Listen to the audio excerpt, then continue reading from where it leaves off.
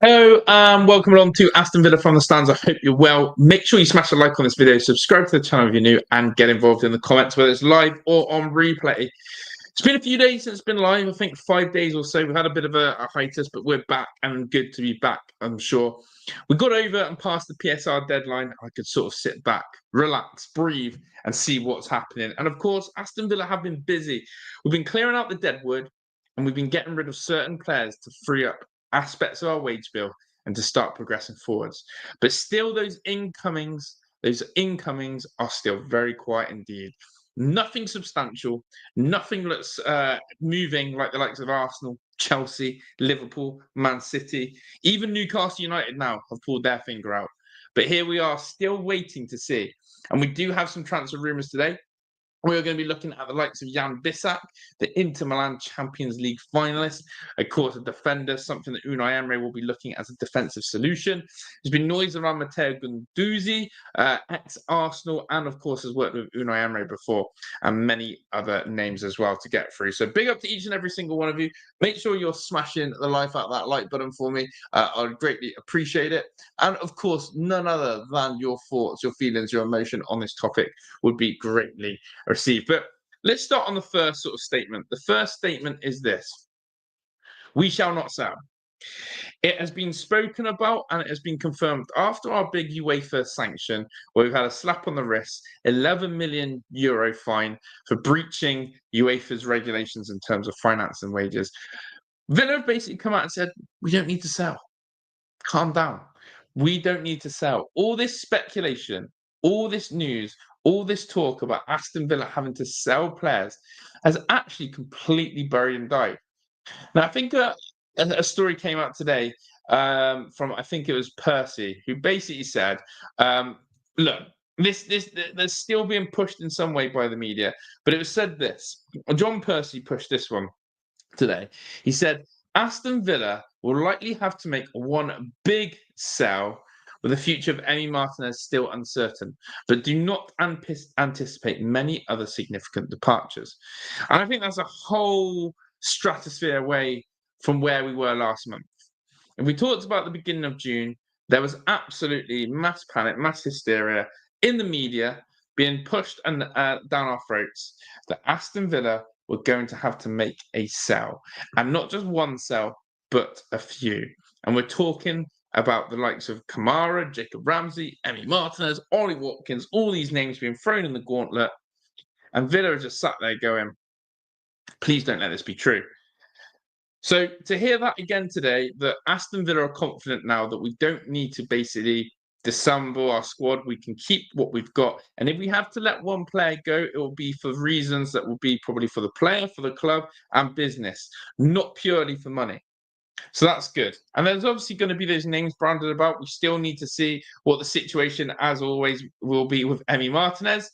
And then all of a sudden, you've got still the names like Leon Bailey, who had these Saudi links, and we weren't quite sure what was going on there. So there's still a few players, I think, who wear the claret and blue currently, who still maybe need to go. But the main stance is that as Villa fans, we can sleep easy, we can rest easy, because we know that we don't need to sell. And that is perfect. And that's a really good starting point, because it's felt uneasy in the last couple of months of where and what was going to happen if we didn't qualify for Champions League. And I think all that mass hysteria has been put to bed. All that mass panic has been sort of dampened. And now we can just relax and get on with the real business. So big up to everyone in the chat. So exactly. Big up evening as well. And I've got to say, I don't like this William Dealing selling the women's team, etc. It just feels wrong. Chelsea and Mark II.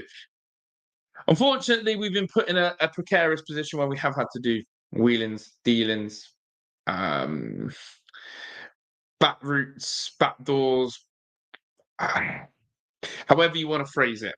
However, needs must is where I'm sort of saying at the moment. Needs must to get our football club stable, to get our football club competitive, and that's what's had to happen.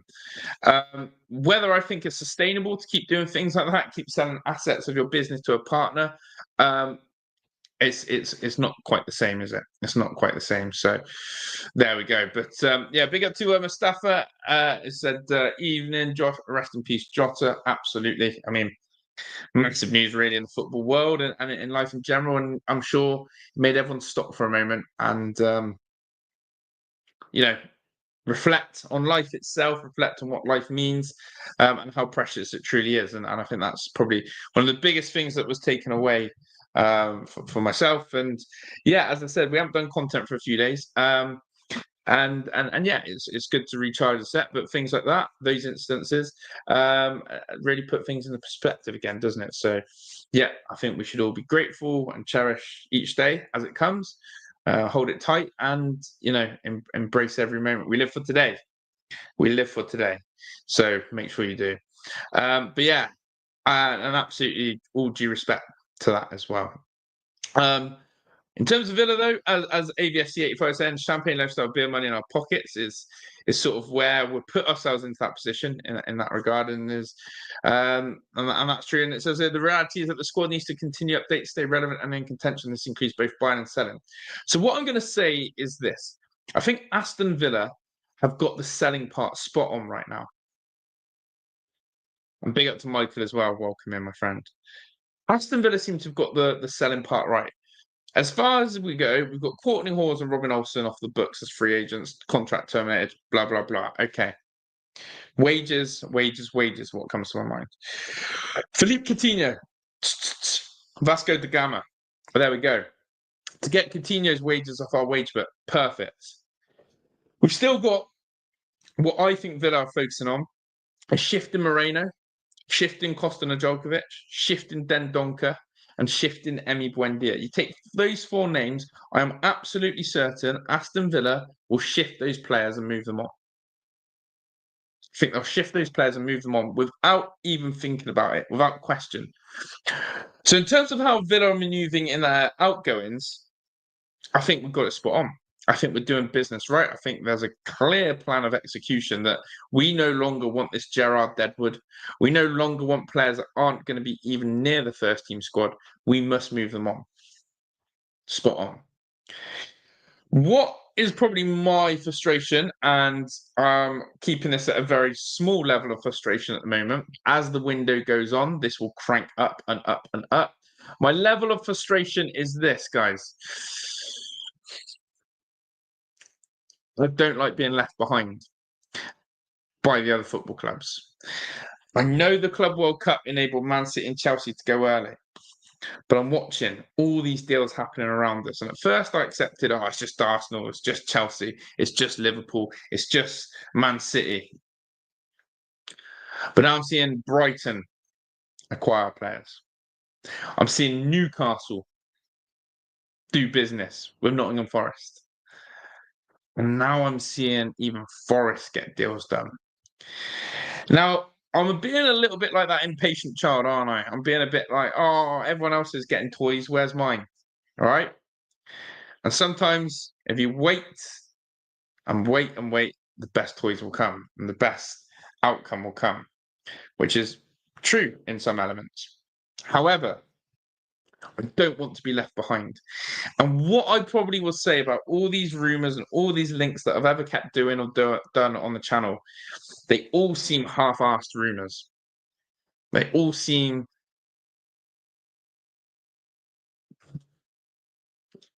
not illegitimate, but they just don't seem to have any substance behind them. I read them and I go, right, I'm going to talk to the channel tonight, chat about these links. How much do I believe in them? Not very much. Not a lot. It's a bit dead, but we'll go for it. That's what I'm saying. That's what I'm saying. But on the other hand, we have to trust the process. We have to trust Monchi and Unai Emery, and we have to trust that we're not going to rush and we're going to get quality and over quantity. And this is where I said, for me, if I'm looking at Aston Villa's outgoing business, it looks good. If I look at Aston Villa's incomings, it's worrying me. Is our current squad good enough to get back in the top four? Technically, no. We missed out last season. Technically, no. However, with a few more additions to the squad that we already have, and if we don't lose anyone, there's no reason in my mind, with a little bit of surgery, that we are back in that top four again. That's how I feel. That's what I want. And that's the sort of incentive. So are we going for quality? Let's bloody hope so. So let's get into one of the first links. And big up to everyone in the chat. Big up to John, who's here as well, who said, must keep Watkins. We can't replace him with 45 to 55 mil. He's for certain terms, he's our main man. 100%. You know, I could do a whole hour talk on why we should never sell Ollie Watkins. And hopefully it doesn't happen, but I'll be fuming. I'll be absolutely on the ceiling if we lose Ollie Watkins. I'm not going to lie to you, chat. Okay, the man in question then is Mr. Yann Bisseck. Now, whether you believe the rumours, whether you think they're strong enough, it's sort of there or thereabouts. Here it is. Let me get the link up. Where is it? He says, here we go. So this is a story that came in and has been going around a bit today. Aston Villa is interested in Yann Bisseck and would be ready to go all in for the defender, whom Inter values at 35 million euros. So we're looking at around 30 million quid for this guy. And this is via the Gazzetta Italia, which again, if we want to go on the source of the Gazzetta, 1.9 million. It is again, if you want the official translation, the official page of La Gazzetta dello Sport, the most widely read sports newspaper in Italy. So it's coming from the best widely read sports paper in Italy. So who is Yann Bisseck? Why is this of interest, and why do I think this one again would be more exciting? Well, let's break down the story of Yann Bisseck. First and foremost, we know that Aston Villa are in for a right back / centre back. We're looking for that right-sided centre back who can go out into right back. We know it. Why? Because in January, we had to replace Diego Carlos and we couldn't find anyone. Loic Bade rejected us and we ended up with Axel Disasi. So we tried to get a replacement for Diego Carlos in Loic Bade. Unfortunately, he rejected us. We've come into this summer again and the same rumours, the same links have come up. We've had Boyomo links, we've had Loic Bade links again, and we've had a few others as well. But ultimately, none of these links or rumours have carried any fruition. So this could be the exact same with Yann Bisseck. However, Yann Bisseck is looking a tidy prospect. A really tidy prospect because he's strong, he's powerful, he's quick, he's young. It all fits the wage bill of what we're looking for as well. And yeah, as I said, guys, I think this is our number one priority position. I can see people in the chat discussing the goalkeeper. But would you agree with me? Centre back into right back is still our main priority. It has to be our main priority, surely, chat. So as I said, he is 24 years old, turns 25 in November. Contract runs out in 2029. So again, these big foreign contracts, 6-7 years, means it's going to cost us a little bit. Is German, centre back, and has played one international appearance for Germany. But his main position is centre back. So he's predominantly a centre back. However, with Yann Bisseck, he is so strong, so adaptable, so versatile that he can definitely play right back as well. And we have seen Unai Emery love a project at right back. We've seen Unai Emery do it with Ezri Konsa. We've even seen Unai Emery try it with Bogard, and that was a bit of a bogey one. But we've seen Unai throw his hand at going to try and do something outside the box when it comes to right-footed centre-backs. Diego Carlos was never going to be that man. Diego Carlos was never going to be the guy who could shift out onto that right-hand side of the defence when needed. Do you know what I mean? Diego Carlos was never going to be that man.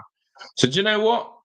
He's tried other players. We are looking for this guy. And Yann Bisseck, again, I think excites people. There's clips online of this guy. And again, it's really annoying. This is why like Big Up is quite useful, because on Big Up you can show clips. And it's something that I might do, is that actually I might do some Big Up streams soon of where we can watch highlights reels of transfer rumours. Because this guy is an absolute monster. Absolute monster. And if you want to see his rise in football, I always like looking at this. What's the player's rise like in terms of his market value? He only signed in 2023 for Inter Milan for 7 million. And they're looking to sell him 2 years later for 35. A massive rise in his form, a massive rise in who he is. Started his trading Cologne in Germany. Played for a few German sides, went to Holland. He's played Portugal. He's been around. He's quite a veteran, experienced defender in the sense of being well educated and rounded. But Yann Bisseck, for me, if we want him, let's have him. Let's have him. Let's get him.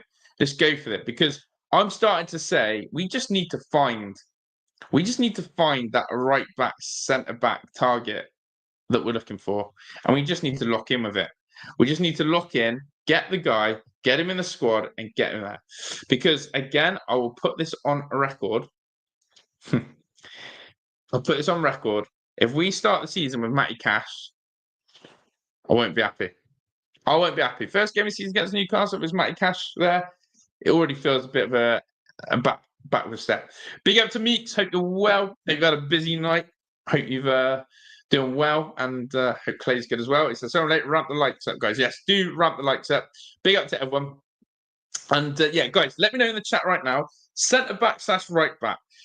Any profile players out there that you're thinking of? What are you looking at? Who are you looking at? And does Yann Bisseck whet the appetite? The reason why he's also been linked is because Inter Milan are after, I think, this guy from Parma called Leone or something like that. So Inter seem to have their eyes set on someone else. Yann Bisseck for 30 million, 24 years old, strong, built like a brick house, athletic, power, pacey. Get him in. And if you want to watch some of his highlight reels, get on YouTube, get on X, and you'll see some of them there. So, yeah, Emery does seem intent on using free CVs. Do you know what? I'll be real. This is what I'm really looking forward to. Seeing something different in preseason from Unai Emery. I want to see a new formation. In fact, look at this, guys. I'm that buzzing for preseason. Heidi has ordered us a lovely diary, a shared diary, joint diary. That's so pretty, and it goes with the floral background, as you can tell. That's the sort of taste we like. Beautiful. But in here, I've started putting in the Villa preseason games with some other games that I want to do. I've started lining up when we're playing, what we're doing, how it's going to look, the watch times, the watch along time, and what we're doing out there. I'm stoked. I'm ready for pre-season. I'm ready to see it. I've already, been looking at other clubs' pre-seasons. Do you know what I mean? And we're already starting to feel it. This Club World Cup, I'll be real with you all, cannot get into it. Got no interest in it. I don't know if it's because Villa aren't part of the competition. I don't know if it's because it's quite boring seeing the same sort of outfits. And because Chelsea are doing well, it's making me ill. I've got no interest in this Club World Cup. I cannot get into it, chat. Not for one moment can I get into the Club World Cup. So I'm sort of sat there going, just give me pre-season now. Walsall, hurry up. We're so close to it. We're so close to Walsall. But what I am looking at, as Brainy Bryan said, big up to you, and Meeks, is that I think we've got to start seeing something different. We've got to see a tweak.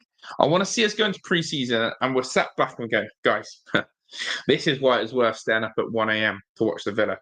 Believe me, I know it. Nashville, yeah, 3rd of August on a Sunday. You better believe it. We're all up. We're having a late Villa watch along, and you're all going to be there watching it as well. So you know what? That's what we're there for. We want to see that. There we go. Johnny is saying Disasi was okay. Maybe it's centre back, just not a right back. It was never there. But there we go. ADSC 85 said there are players out there who can step up to the Prem and perform. Rogers, Delap, etc. We don't need to break the bank. I hope we come up with a few signs out of nowhere. And I think that again has really, from when I look at the transfer rumours of what's been there, again, take it or leave it as you like. Take it or leave it as you like. Sven Nipan and Jesus Rodriguez, 2 players that Villa didn't land. Okay, we missed out on them. But if we look at the profile of that player, it's under 20s. Morgan Rogers, when we're signing someone who's basically under 20. When we're looking at people like Garcia, under 20. I think there is this thing that Unai likes. I think I read somewhere, actually. Correct me if I'm wrong, chat. I think I read somewhere that Unai Emery seems to have an eye for two things. He loves a player that is young and has a big age span and can develop, but he does also like a bit of experience. He likes that sort of proven ready player experience, which is going to be our next link in a second. I actually think that, when you look at some of the signings again, I'm going to go back to it. I still have to remind myself that Amadou Onana and Donyell Marlin are both 25 and under. Now, in today's footballing world, sometimes, and I don't know if you guys get caught up in this, 25 seems so old. Because players seem to start at 16, 17, 18. When you see Lamine Yamal playing football at the age that he is, 17, and you're thinking, shit, me, he's doing it at Barcelona week in, week out on the biggest stage. 25 seems really old. Really old. And then there's people like us who are older than 25, and you must be sat at home going, bloody hell, if we're saying 25 is old, and what are we doing here? But it does feel like that. It does feel like that. When I tell you that, Ollie Watkins is 29 years old, people go, dear, oh dear, that's an aging player, isn't it? That's an aging player. So football sometimes does funny thing with ages. Amadou Onana at 23 has got a massive shelf life ahead of him, and that's maybe why Villa have signed a player like Amadou Onana. That's why we spent 50 million. Whether you rate him or not, and at the moment I'm a player who's still not a player. I'm a person who can't put my finger on Amadou Onana. I don't know what he quite brings to us yet, but I see why Villa may have signed him for the money we did now. So I think the recruitment side of things is exactly what AVSC85 said, which is let's go recruit younger players with a big shelf life, a big ceiling, go get them in and see what they do. But I also don't want us to leave ourselves short and dry and not have that experience to back it up. And that's where I'm at. Big up Les and Jamie as well in the chat. Up the Villa to you, Les. Jamie, I think Leicester City had a pre-season today, Les, didn't they? Our defence was a problem last season, but also the distribution of goals across the squad is equally a problem. I think it's something that we have to sort in pre-season. I'll be honest. My main demand this season, we need to look more threatening going forward. We need to share the goals more. We need to look like that we're not going to scrape a game by 1 goal margin. I want to feel like sometimes that we can go up against a bottom half team, put 3 or 4 past them with confidence. I'm not saying that's easy to do, but sometimes I think Newcastle carry that aura. Again, I like to use Newcastle as a comparison because I think that's where Villa should be compared to, where we should be using our benchmark.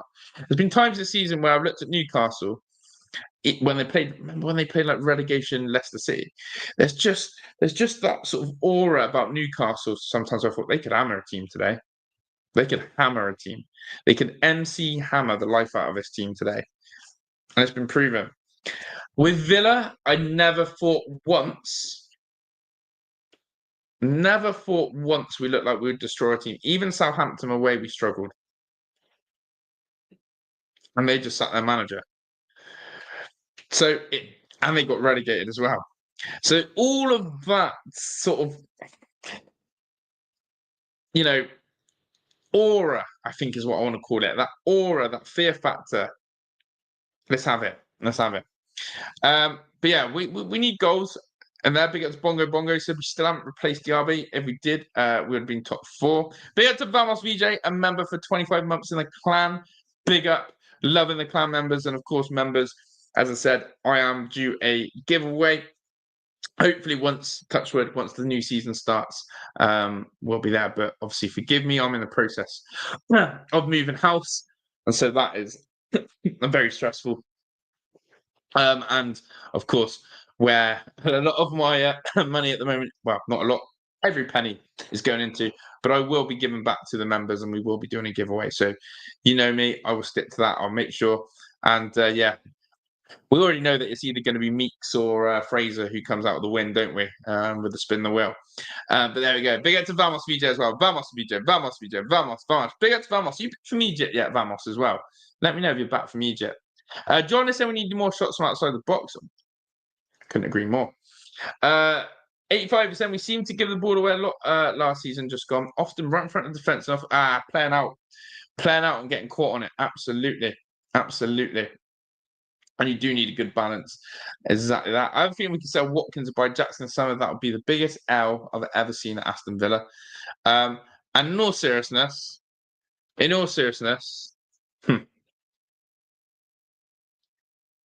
I'm telling you now, if we sell Watkins, there's going to be a bit of a meltdown stream for me. I'm coming for the haters. I'm coming for the haters. No, and if Jackson is our replacement, yeah, I'm going to be on the ceiling. Yeah, what was the Celtic score? What was the Celtic score when we played them? And Clay gets the wins, to be fair, he deserves it. Good chap, old Clay. Well, young chap, yeah, big up to you. But good lad, Meeks, as well. Hi, sir. How are you? Newcastle United just signed James Trafford, Barillardi, and Scavani, Anthony Langer. Well, listen, big up to you, Adieri. Newcastle have been given, I saw or read, that Newcastle are ready to splash 150 million, which 55 is going on Anthony Elanga. But yeah, Eddie Howe's been given a little bit of a war chest. So I'm interested to see how he spends it. Again, do you know what? I think Eddie Howe's a very smart man. I'm going to put this out there. He's surprising me with his signings. Eddie Howe, for me, if you look at some of the profile of players that Eddie Howe has signed to strengthen Newcastle, Nick Pope. I'm not saying they're necessarily good now, but where his mindset's gone, he's gone with Nick Pope. We know this guy could play in the Premier League with experience. Even when they got Trippier, Kieran Trippier, again, think of the abundance of experience he's had in the Premier League. Obviously, he had his rogue rough diamonds in Bruno G and Joe Linton, etc. But then you go to the likes of Harvey Barnes, Premier League proven. There's another one that I wanted to throw out. Willock played at Arsenal, Premier League proven. He's going to do it again with Anthony Elanga. And Eddie Howe, again, is looking at the pool of Premier League players who you think can bring something to Newcastle and add to it. And I think that it's brilliant. I think that, again, he's been smart. Go get Anthony Elanga. Clearly a player who has a lot of potential and talent. Played at Manchester United. Well, again, we're putting banter aside about Manchester United. If you've been spotted by Manchester United and you've been part of their system for at least 3 or 4 years, which Elanga was, and you're a Swedish international, you've got to be a half decent player. To then go to Forest and have a season that he had at Forest and look really dangerous and be the reason why Forest got into Europe, got to be a good player. To now Newcastle's going, yeah, we need a bit of that. And they've got good wide players, but let's be honest, they're looking to upgrade on Barnes and Murphy. And they're bringing Elanga. I quite like Newcastle's strategy and thinking. I'm interested to see what else. They're looking to bring in James Trafford, another Premier League English mindset of a keeper. So, yeah, Newcastle have got my attention in what they're doing. At first, target stat was awful. Absolutely awful. We can't be having that again next season, can we? Okay, what do you guys think then on the old link about this guy? Matteo Guendouzi. What are your thoughts, your feelings, your emotions on Matteo Guendouzi? I find this guy interesting. I'm not going to show you too far why, but I find this guy interesting because this was a player that I think left the Premier League. It was a classic one of them. Leaves the Premier League and then does well in another league. Would I be right in saying that's the right assumption about Matteo Guendouzi? That at Arsenal, he is branded as average, not very good, a little bit of a flop, X, Y, and Z, and then goes and plays abroad. I'm sure he played at Marseille and then went to Lazio. I need to check that in a minute. But at least he knows that Lazio. But this guy seems to have done better abroad. Now, listen, I like that Guendouzi has a bit of bite about him. He's had training ground bust-ups. He's known to have a bit of a flare-up on the pitch as well. A few red cards in his career. This guy's got a bit of a bite. And maybe that's something that's missing in Aston Villa's team, guys. Maybe that is something we're missing. I'm going to ask you now, since John Duran and Diego Carlos are gone, who do you think's got the biggest bite at Aston Villa? And when I say a bite, bit of aggression, bit of a powerhouse, bit of a shithouse, bit of whatever you want to say, Who would you say that player is? Because I know one answer comes to my head straight away, and he doesn't play enough. Tyrone Mings. John McGinn tries to be that guy, but isn't, in the most politest way. John McGinn does have that carrying bite about him. But often what John McGinn has to do is he has to kick someone in the air, foul them really late, and pick up a yellow card to have that bite. Guendouzi is a little bit different. He's a little bit of a shithouse. Goes about business, gets in people's ears, yaps at your ankles, and really can get under your skin. But what I like about and exactly that means is that if he comes in, McGinn will be on borrowed time. And John is saying, well, McGinn's that guy of the bite. I'm just not sure McGinn is that guy of that bite anymore. I think we paint this picture of McGinn being a bulldog, X, Y, and Z. I think McGinn can show his frustration on the pitch and he'll put someone in the air and get a yellow card for it. And people go, oh, that's quality. I remember he did it against either Bayern or PSG. PSG, I think, at home, and he made a really late foul. And it did rattle them. But he picked up a yellow card in the process. And when you're someone like John McGinn, and that's your game style, is to play on the cuff, you're not the prettiest in the eye, but you like to play on the edge of the game. Being on a yellow card for John McGinn is like basically saying, we need to definitely sub you because you could get sent off. And I think that Guendouzi is an interesting one. Now, interestingly, Michael's, I need a bit of a bite, but not that clown. And that is the case. Now, why would I trust Matteo Guendouzi? This reason here. This reason here. As Meeks has said, and a bit like as well, Jackson. This is why I'm worried about signing Nicholas Jackson. But here we go. Matteo Guendouzi, on his time in England. I went there when I was only 19, but even though I was very young, in the 2 years I was there, I always played. Thanks to Unai Emery, I became a real player. He taught me everything. Guys, when you see footballers glazing over someone like Unai Emery like that, this is someone twerking for a move again. It's a bit like, Rashford vibes, Rashford settings. Thanks to Unai Emery, I became a real player. He taught me everything. What are you trying to say, Matteo? What are you trying to say? You fancy it again, do you? You fancy a reunion? You fancy a sort of, locking in again? It's one of them. But Matteo Guendouzi, it's been linked to Newcastle. I think this guy is going to move back to the Premier League. I've just read here, Sunderland have interest in him. And do you know what the biggest thing is? Apparently he's got a 40 million release clause. Bidding war.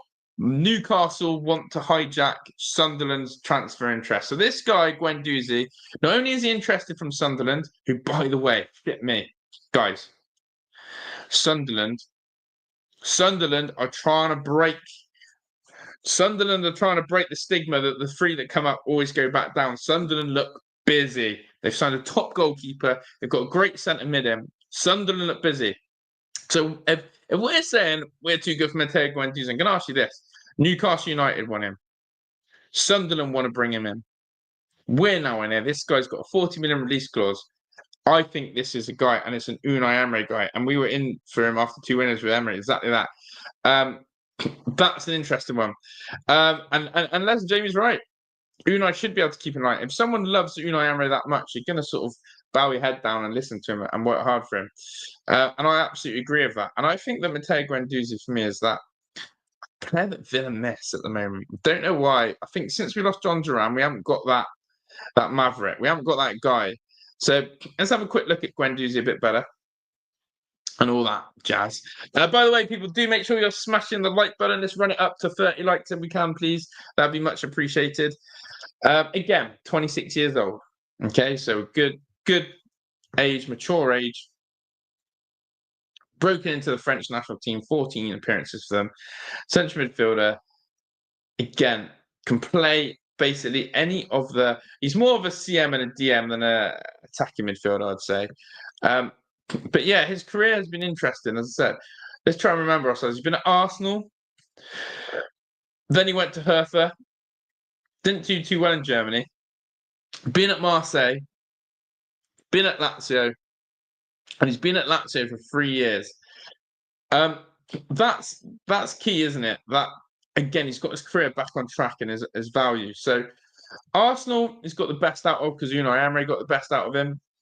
It went downhill in Germany, and in France, he's had to go again. So I'm all for Matteo Guendouzi. I think this is a brilliant proposition. I think this is someone that I would absolutely be all over, and someone again that probably for me, I'll say that word again, adds something that we don't already have. He's nothing like a Kamara. He's nothing like a Tielemans. He plays a little bit in there. Just looks, he's had 37 matches in Serie A, so his injury record's brilliant. Didn't get injured this season. But yeah, Sunderland and Newcastle both in for him. So that says everything you need to know. See if I can find something about his passion on that.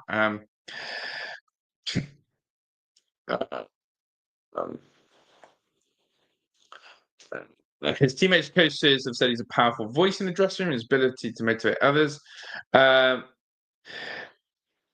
However, his passion has led to controversies, including altercations with opponents and clashes with coaches.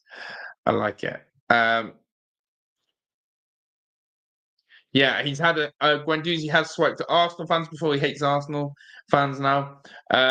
So he becomes a fan favourite because of his emotional connection to them and his warrior mentality, and I like that. So let's see where that one goes. Big up to Mike Kane, says, I don't see Guendouzi as a good fit, but what do I know about anything? Well, Mike, your opinion's always valued. I always find your opinion valued. I think for me, I know it's something we don't have. I think he's technically quite sound, capable, good. He's played under Unai Emery, but he's someone who will put a fucking foot in. He's someone who will get himself nippy about the pitch. I just think that he's a little bit more aggressive than Kamara, but not as technically sound as Tielemans. But he's better than John McGinn at both. I think he's a lot more technically better than John McGinn, and I think he's got probably a better ability to cover more pitch than John McGinn. John McGinn's probably stronger, but I'll come back to it. It's Amadou Onana, isn't it? What is Amadou? The question should always be, what is Amadou Onana? That's the question. What's the answer? The answer is Amadou Onana. What is the question? Should I say? He's the kind of guy that can get the team fired up and won't be afraid to give a bollocking when people are not pulling their weight. We're missing that 100% accountability. And as I said, some of the reports is that he's got a leadership attitude. So there we go. Yeah, I mean, he's not known for his burst of pace, but again, he's not known for his burst of pace. I'd agree on that. It's just probably neither is Kamara, neither is Tielemans, neither is McGinn. But I think that I like that he's worked under Unai Emery before. I like that he's glazed over Unai Emery a little bit and said he's taught him everything he needs to know. He's the best. So I've got a lot of time for that. If Ed Martin has been out for a player, be Guendouzi. That's so true. That's so true. That's so true. But yeah, guys, good to be back on here with you all. As I said, I've been away for 4 or 5 days, and it's good to come back. It's good to get back talking again. But again, nothing substantial out there, is there? There's nothing substantial. I'm going to quickly talk about the Manchester United players of the rejects in a minute and see your thoughts on them, guys, again. But here's just some other Villa news to run through, as always.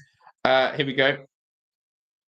Again, this one hasn't gone away. I think I've covered this guy 2 or 3 times now. Aston Villa are interested in Osasuna centre-back Enzo Boyomo. He has a 25 million release clause, and Osasuna affirmed that he'll only leave if the price is met, otherwise he'll stay. There's interest from Juve, Como, and Galatasaray. Imagine if Villa get picked by Como again for another player, who, by the way, are doing bits. Jesus Rodriguez and Alvaro Morata. Yeah, this club's not messing, are they? With Cesar Gas at the helm. But look, centre-backs. Let's see what goes down with our centre-back options. Because we're looking for one. Whether we go for Enzo Boyomo again, we'll have to wait and see. He's another risk. He is another risk for me, Enzo Boyomo. I definitely prefer Yann Bisseck over Enzo Bueno, 100%. Let's get some other rumours in the mix for you to see where it was. Yeah, about this one again. This one's not leaving us either. About outgoing is old Moreno. Leeds United are among the club's interest in Aston Villa left back Alex Moreno. Well, obviously we thought it was Real Betis for a while, but it's not been the case. So it does look like, it says here, at this stage he favours a return to La Liga, with clubs in Spain altered to his availability and his 5 million asking price. So basically, Moreno wants to go back to Spain. Don't blame him. However, because there's nothing there, if there's nothing there, Leeds United will come in and do this business. Fair enough. That's how it's gone down, really. That's how it is going down. That is what's going down. Moreno is leaving. We just need to find him a club. It's weird how quickly we just disregarded Alex Moreno, because I know Meeks will remind me that he had a really good first season when he was there, but you know what? It's just weird. We've just sort of gone, thanks, bye. That's what it feels like. Again, more Enzo Barrenechea links. River Plate are interested in him. I've decided that I think we'll see 2 games of Enzo Barrenechea in Villa shirts. I think we'll see him at the Walsall game and the Hansley game, or whatever they're called. The team we're playing in Germany, basically. I think we'll see 2 appearances from him. And then if he flies to America, I think we're going to keep him. If he doesn't, I think we're going to be moving him on, and that will be the sign of that. Guendouzi again, another one like João Felix. Every transfer window getting boring now. True, he is a name that pops up. One day, though, Patrick, one of these names are going to land, surely, aren't they? Unai Emery, bingo. Players that have played under Unai Emery. One of those has to land, surely. Anana has to be a box-to-box midfielder. I just don't see what else he can be exactly. Ante Alanga, it's a great deal. It's a good deal. It's a very good deal, in my opinion. Although 55 is a lot of money, isn't it? Moreno was incredible for us, but his strength was intrinsically linked to his partnership with Ramsey, and they both got injured. And it all went downhill from there, isn't it? Went all downhill from there. But yeah, Enzo Barrenechea, that one's gone quiet. If Valencia basically had money, he would be there now. But yeah, let's quickly talk then about the Man United rejects. Because that's what they are. They're Man United rejects. Man United have basically said, we're tossing you in the trash. We don't want you anymore. Let's start with this one. Alejandro Garnacho. Again, massively avoid. I don't want him. I really want to avoid him. I don't want to see this guy anywhere near my team. Don't want him. I don't think I can be convinced otherwise. But there we go. Some people would take Garnacho, and they said, "Oh, with a good manager, good temperament." Just not interested. But it's this price again. At this stage of the transfer window, Man United are sticking to 60 million. 60 million. Are Man United okay in the head? Alejandro Garnacho. Aston Villa, one of those teams who've expressed interest, but like Chelsea and Napoli, see it as too expensive. It's an absolute joke. And by the way, it does look like Chelsea are moving on as well. They look like they want Ethan and Wary now. Some big mad stuff going on between Arsenal and Chelsea, isn't there? With Madueke, Ethan and Wary. It's all mad. But I ain't paying 60 million for this joker. No way. I'd rather keep Leon Bailey. There, I said it. I'd rather keep Leon Bailey. And what I probably don't like about Garnacho is, I reckon this guy's going to come in asking for extortionate wages as well. I think he's going to come in and want extortionate wages, and we can't justify that. And as John said, nobody will pay that. True. Les rates him. Fair play, Les. Fair play. And VJ saying they do rate Garnacho. That's interesting. For me, Garnacho is a big no-go. Don't like the person who he is. He's shown me that in the way how outspoken he's been. But I also just don't rate. I think the kid's given himself too much hype for the talent that he is. So there we go. Any news on Kamara signing a contract? It's just all quiet on the Western Front. I don't think it's happening. Which does mean about Guendouzi. I take Garnacho over Bailey if the money was the same. Yeah, I get you. I'm a big no avoid on that one. So Garnacho, no. Jadon Sancho again, no. Looks like he's going to Italy or Turkey. But again, Rashford is the one, isn't it? And the Marcus Rashford situation's taken an interesting turn again, because it looked like Rashford to Barcelona was completely off. It looked like it was done. It was off because they were going to sign Nico Williams, right? It was going to be the Nico Williams to Barca situation, and that was going to be the situation. Nico Williams has absolutely done Barca dirty. He's done Barca dirty. He's basically turned around and used Barcelona to get himself a contract extension at Atletico Bilbao and get himself a little bit more. And I just think this guy's crazy. He'll never, ever get his move to Barcelona now. He's done it 2 years in a row where he's used Barcelona to get himself more money at Atleti. Sicken him. So, opens and asks questions now. Is Rashford to Barcelona back on? And therefore, Villa lose that again. Manchester United have already given Rashford's shirt to Matteo Guendouzi. So Rashford is told, go find a new club. The issue that Rashford has is A, his wages, and B, his price tag. And again, loan or swap deal is most applicable. I was thinking, where I was seeing Barcelona sign Nico, I was convinced that Rashford still would end up at Villa as one of his loan deals. I'm not sure if that's back on now. What do you guys think? What do you guys think? I think Rashford's done, dusted. He ain't coming to us. He's going to push for that Barca move. He's going to push so hard for that Barca move now, and something's opened up for him.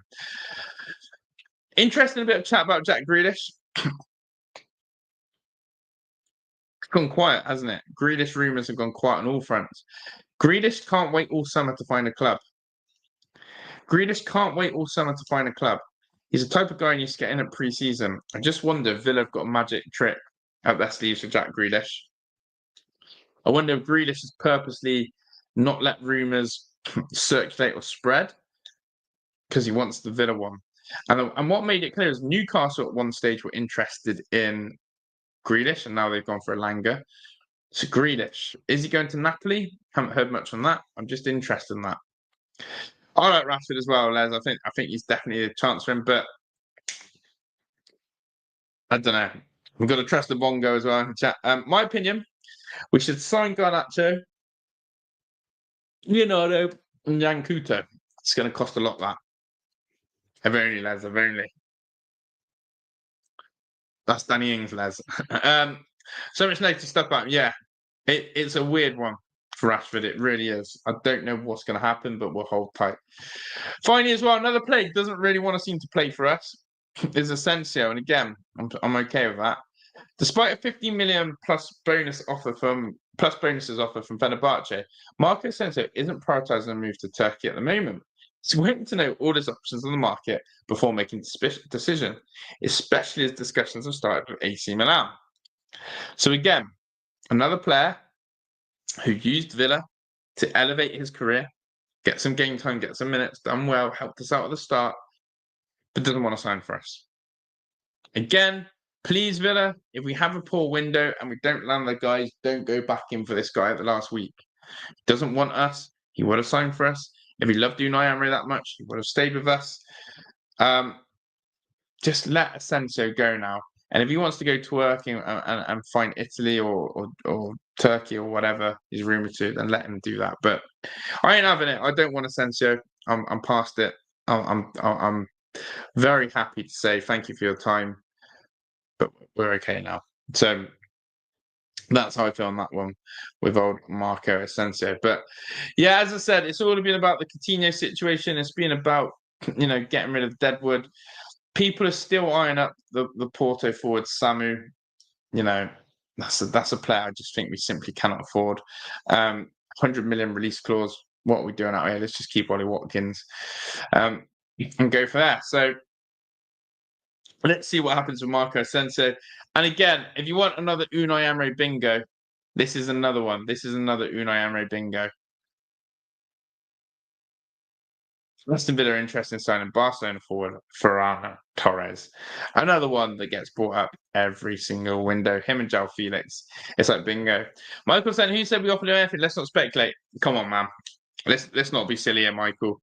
We know that we were going to sign Rashford and Asensio on permanent deals if we got Champions League football. We know that. That was out there. That was out there. Rashford even basically said it. We haven't activated the 40 million release clause for Rashford. And Asensio was basically there. It was all on the table, ready to go. 15 million euros. Let's get it done. Asensio.